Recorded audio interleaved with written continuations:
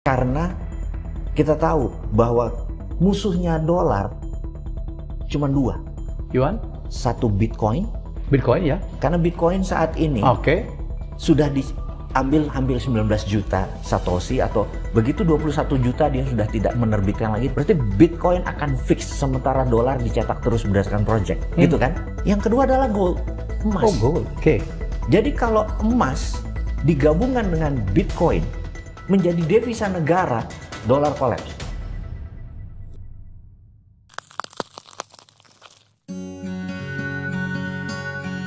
Assalamualaikum sahabat, bagaimana keadaan kalian hari ini? Kami doakan semoga sehat selalu.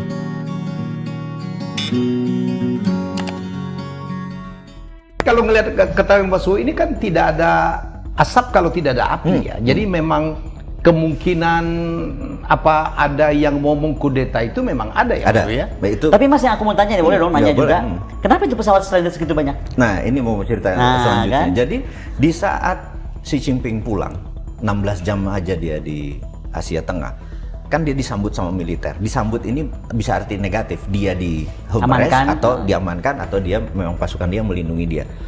Tapi perintah pada saat itu adalah 65% penerbangan di tunda. Tiongkok. Tunda. Itu selama 2 hari.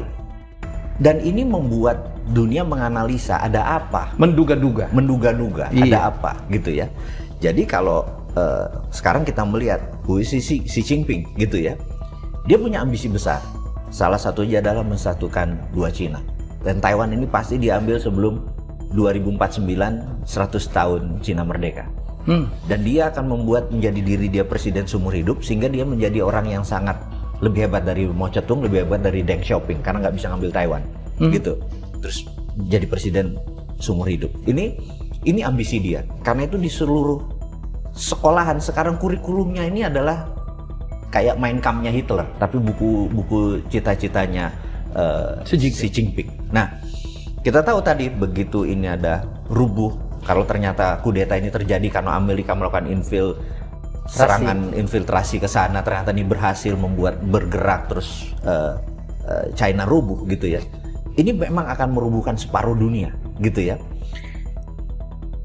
Saya setuju dengan pernyataan Bu Menlu untuk dunia bersatu karena kita berglobal. Tapi ini seorang Bosman Sontoloyo ini punya mimpi berbeda. Untuk Indonesia menjadi the most powerful country 2045 atau 23 tahun dari sekarang, kita perlu Amerika dan Tiongkok ambruk. Keren ya? Berani Kita mati memang harus menjadi the strongest country in the world gitu. Itu is a dream, jangan jadi illusion nih, beda. How? Nah, pertanyaan menarik how. How-nya gini. Sekarang kenapa saya 6 bulan berada di Langley waktu masih dulu di akademi.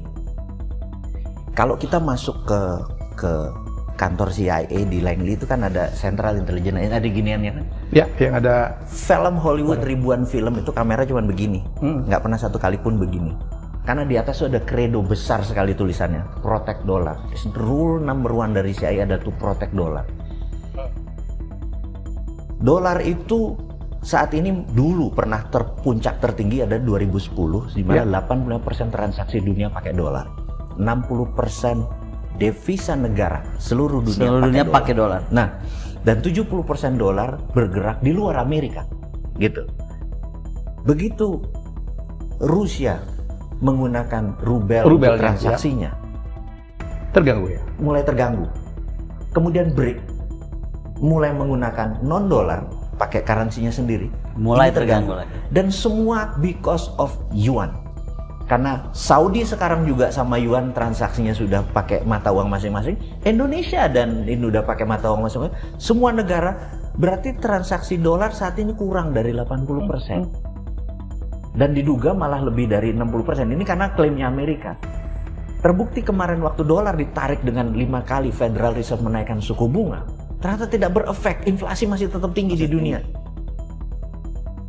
Salah satu yang dilakukan untuk lakukan ini oleh versi saya melihat CIA adalah Great Reset namanya. Reset aja, disikat aja dunia ambruk. Control all that.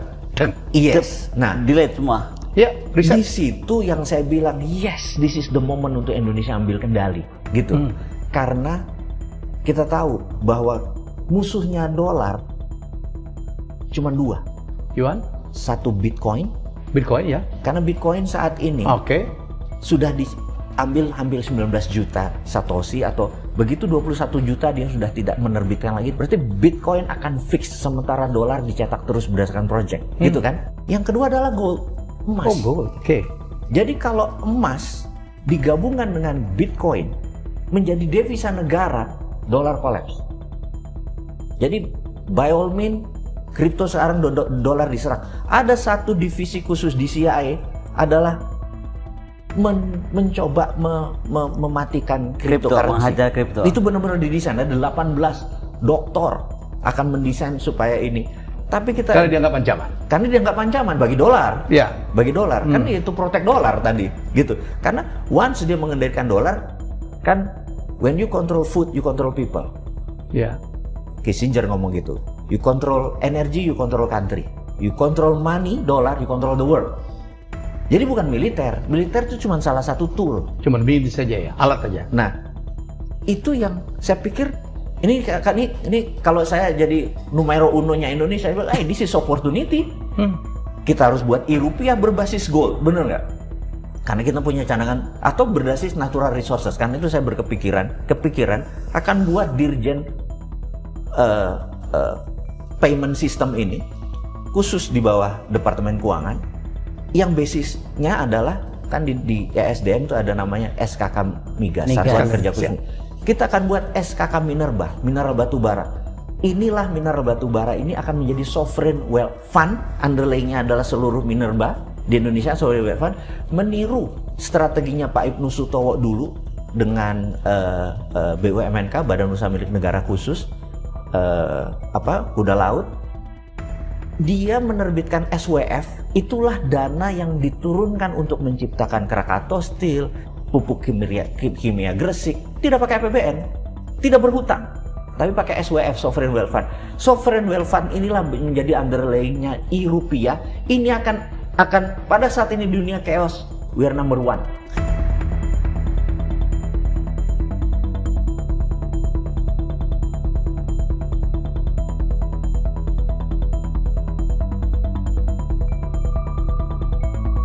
Masih banyak topik yang akan kita bahas. Silakan subscribe channel kami agar kita bisa lebih dekat dan bersama membahas berbagai topik menarik lainnya. Like bila Anda suka dan unlike saja bila Anda tidak suka dengan video seperti ini. Terima kasih telah menonton dan sampai jumpa.